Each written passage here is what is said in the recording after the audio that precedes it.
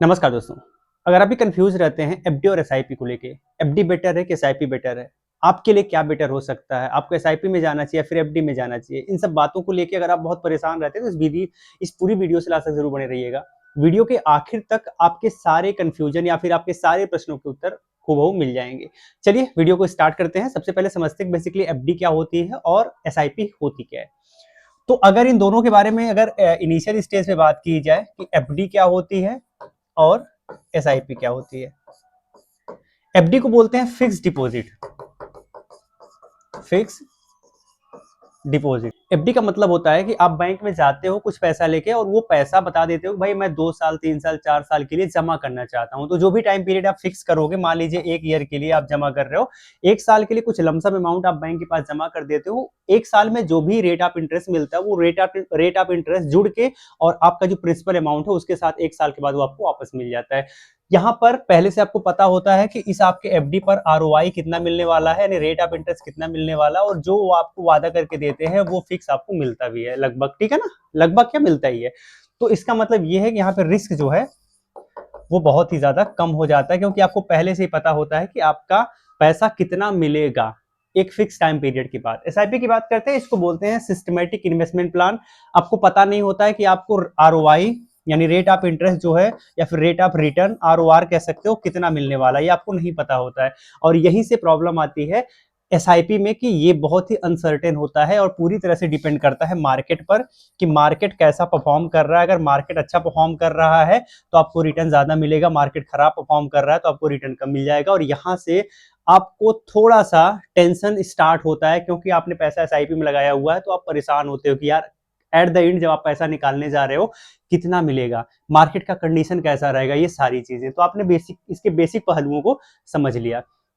SIP में क्या होता है कि पैसे आप एक साथ जमा नहीं करते हो, आप एक इंटरवल पर जमा करते हो सकता है आप मंथली करो, हो सकता है आप वीकली करो, हो सकता है आप डेली करो, है ना, हो सकता है आप ईयरली करो, ऐसे करके आप कर सकते हो।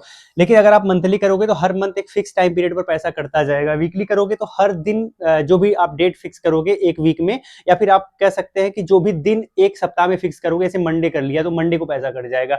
डेली में रोज आपका पैसा कटता रहता है, बस जिस दिन वर्किंग डे रहेगा सिर्फ उसी दिन कटता है, जिस दिन छुट्टियां रहेंगी उस दिन नहीं कटता। और ईयरली में साल में एक बार आप बता देते हो भाई नवंबर में मेरा पैसा कटना है, नवंबर में आपका पैसा कट जाएगा। तो इस तरीके से एक बेसिक नेचर है इनका जो कि आपने समझा। तो चलिए कैलकुलेट करते हैं। बेसिकली अगर आप एफडी की बात करें तो मान लीजिए हम आरओआई लेके चलते हैं 7% का, और आप ये पैसा जमा कर रहे हो 12 लाख रुपए, और कितने टाइम पीरियड के लिए आप जमा कर रहे हो 20 ईयर, 20 ईयर के लिए जमा कर रहे हो ना। अगर आप एसआईपी की बात करें तो एसआईपी में आप 5,000 रुपए पर मंथ कर रहे हो, ठीक है, पर मंथ कर रहे हो, 12 साल तक आप कर रहे हो।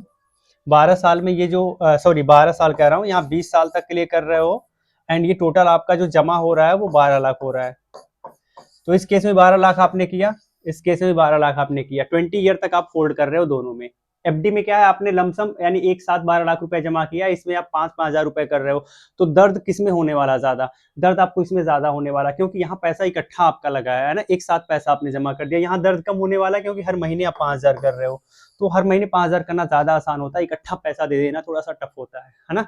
तो अब एफडी पे आपको कितना रिटर्न मिलने वाला है, 20 साल बाद आप देखोगे कि जो आपको टोटल रिटर्न मिलने वाला है 7% के हिसाब से वो अप्रॉक्स 26 लाख रुपए है ना, है ना, ये अप्रॉक्स 26 लाख है। लेकिन अगर आप यहाँ पर देखोगे तो आपको जो ओवरऑल 20 साल में रिटर्न मिलने वाला है अप्रॉक्स 50 लाख के करीब रहेगा, 50 लाख के करीब रहेगा। तो इन दोनों के जो बीच में जो डिफरेंस है ना, 50 लाख माइनस 26 लाख, तो यहाँ पे आप देखोगे 24 लाख का डिफरेंस आ रहा है। जो 24 लाख का डिफरेंस कम थोड़ी होता है। तो आप देखोगे कि यहाँ 5,000 मंथली करके आपने एसआईपी में ज्यादा पैसा बना लिया, जबकि यहाँ पर आपने इकट्ठा पैसा लगाया था और वो पैसा आपका उस मात्रा में नहीं बना। लेकिन अगर आप यही पैसा एसआईपी ना करके लमसम अमाउंट में म्यूचुअल फंड में लगा देते तो आप देखते बहुत ज्यादा ये अमाउंट काफी ज्यादा बड़ा हो जाता है, ठीक है ना। वो आप अपने एंड से एक बार कैलकुलेट करके देखिएगा कि बहुत बड़ा डिफरेंस निकल के आएगा।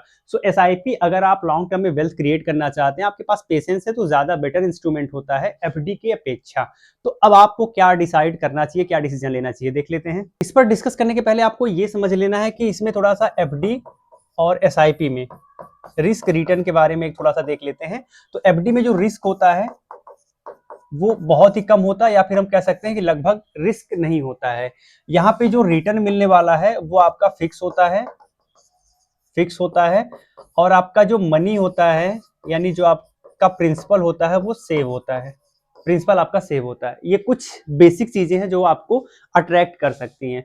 ये किस चीज के लिए ज्यादा इंपॉर्टेंट हो सकता है, जैसे मान लीजिए आपको पैसा 1 से लेके 3 ईयर में पैसा चाहिए, 1 से 3 साल में पैसा आपको निकालने की जरूरत पड़ सकती है, तो आप एफडी में जा सकते हो, बेटर है। अगर आप इमरजेंसी फंड बना रहे हो, इमरजेंसी फंड के लिए एफडी में पैसा रखना मोर देन इंपॉर्टेंट है, बहुत ज्यादा इंपॉर्टेंट है ना। ऐसे ही लिक्विड पैसे जो आपको फ्यूचर में बहुत जल्दी जरूरत पड़ सकती है, तो आपको ये ज्यादा बेटर इंस्ट्रूमेंट देखने को लग सकता है। एफडी आपको करना चाहिए, लेकिन एसआईपी कब करना चाहिए? एसआईपी तब करना चाहिए जब आपको लगता है कि आपके पास टाइम है ना, 10 ईयर 20 ईयर 30 ईयर टाइम आपके पास है। आपको वेल्थ क्रिएट करना है, आपको वेल्थ क्रिएट करना है, आपके लिए बेस्ट इंस्ट्रूमेंट है। थर्ड ये है कि आपको आरओआई ज्यादा चाहिए, आरओआई ज्यादा चाहिए, फिक्स नहीं है चलेगा बट ज्यादा चाहिए। तो अगर ऐसा है तो आप 10 से लेके 20% तक भी आरओआई गेन कर सकते हो एज ए स्कीम वाइज, ठीक है ना। बट ये कोई फिक्स नहीं होता, ये मार्केट के हिसाब से चेंज होता रहता है।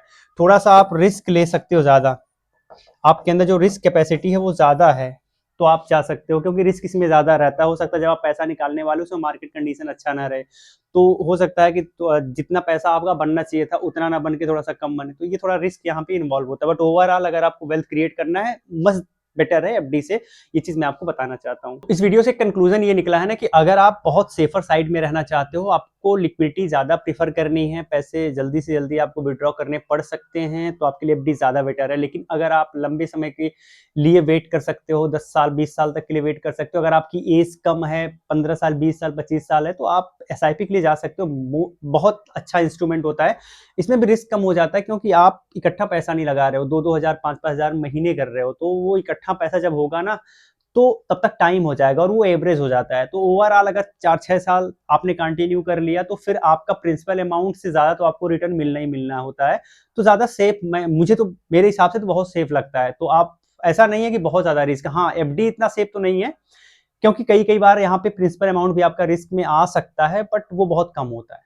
तो आप डिसाइड कर लीजिए कि आपको ज्यादा लिक्विडिटी पसंद है, आपको रिस्क नहीं लेना है, पैसे की जल्दी जरूरत पड़ सकती है, तो आप एफडी के साथ जाइएगा। वेल्थ क्रिएट करना है, टाइम आपके पास है, साइड इनकम को आप इसमें लगाना चाहते हो, आप एसआईपी के साथ जा सकते हो। वीडियो के डिस्क्रिप्शन में लिंक है, वहां से आप म्यूचुअल फंड में निवेश जर्नी स्टार्ट कर सकते हो और वीडियो को हाइप करके वीडियो को प्रमोट कर सकते हो। बाकी ठीक है, कोई दिक्कत है तो आप कमेंट भी कर सकते हो। कोई भी निवेश करने के पहले अपने फाइनेंशियल एडवाइजर से सलाह जरूर ले लीजिएगा।